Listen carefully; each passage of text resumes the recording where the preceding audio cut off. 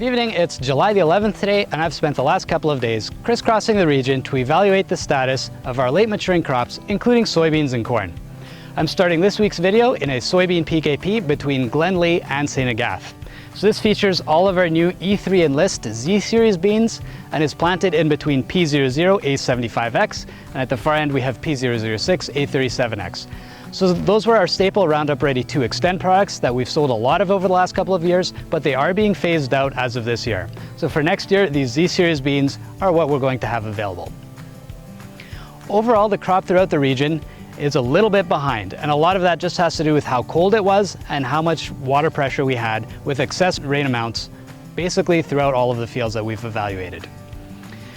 It's not terrible. In this particular field, I'm seeing the first of the flowers emerge, so we're entering that R1 stage. With soybeans, they don't enter reproductive stages after vegetative growth is done. So that's very important because in this particular field, we have 3 fully unfurled trifoliates. So that'd be the V3 stage. If you are trying to clean up some stubborn weeds, including Roundup Ready canola, using an imazamox bentazone product, for example, Viper ADV, this would be your last opportunity to spray those. Those first flowers that we're seeing in this field also signal an end to the point at which we can use Liberty 200 SN on Enlist E3 products or any form of dicamba on our Xtend soybeans. If you're using straight glyphosate, or if you're using glyphosate with 2,4-D choline, again on your Enlist E3 soybeans, you can spray those up to full flower, so we'd have a little bit more time. Overall, there's quite a few weed issues throughout the area. And again, the crop is a little bit behind. So let's give it the best opportunity by using that last timely application of herbicide, and let's not set them back with using the wrong product. It's been many years since we've had this much trouble establishing consistent corn stands in southeast Manitoba. However, 2024's delayed planting dates, torrential downpours, as well as colder than average soil conditions means that there's a lot of crop that's not that dark green color and in the rapid growth stage, which is what we'd like to see based on the calendar date.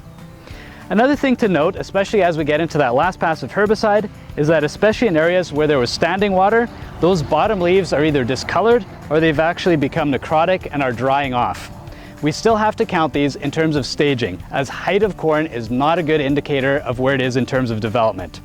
So a crop like this is actually at the V6 stage as we count those bottom leaves, and that means that at this point it's actually trying to set the number of kernel rows around on that primary ear.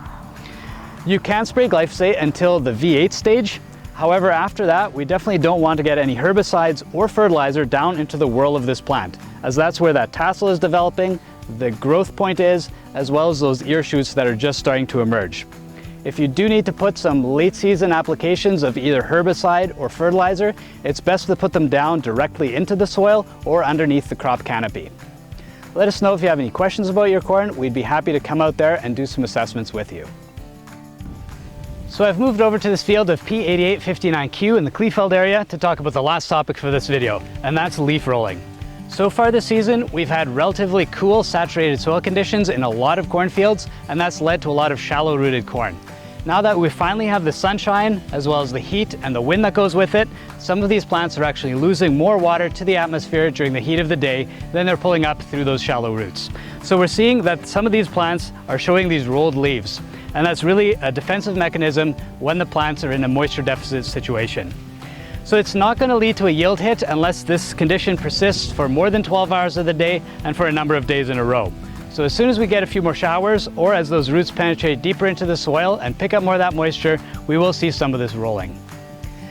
We're seeing more of this on headlands where there's a bit more compaction, or as you can see behind me, where there was standing water earlier in the season.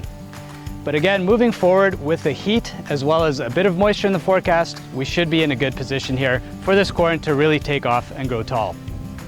Anyway, that's it for this week's video. Thank you again for watching. We hope that everyone stays safe and hydrated over the next couple of days. And again, we also hope that you enjoy the weekend as it is coming up soon.